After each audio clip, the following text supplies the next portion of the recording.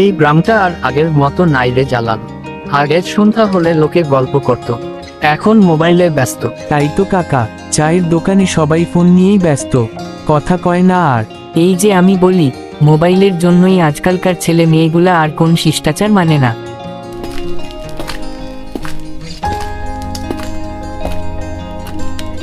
আসসালামু আলাইকুম আব্বা, কেমন আছেন? ওয়ালাইকুম সালাম। আয় বাবা আয়। শহরের পড়ালেখা কেমন চলতেছে?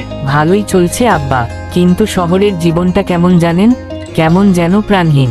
এই গ্রামের মতো প্রাণ পাই না।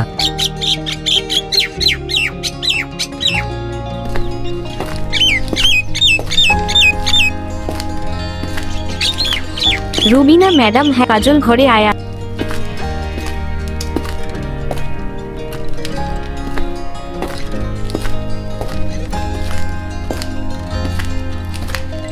আসসালামু আলাইকুম ম্যাডাম। ওয়ালাইকুম আসসালাম, বসো বসো। বলো তো, আমার গ্রামের নাম কি? এর অনুবাদ কি হবে? মাই ভিলেজ নেম ইজ, না না, the name of my village is. বাহ, খুব ভালো। একদিন তুই অনেক বড় হবি।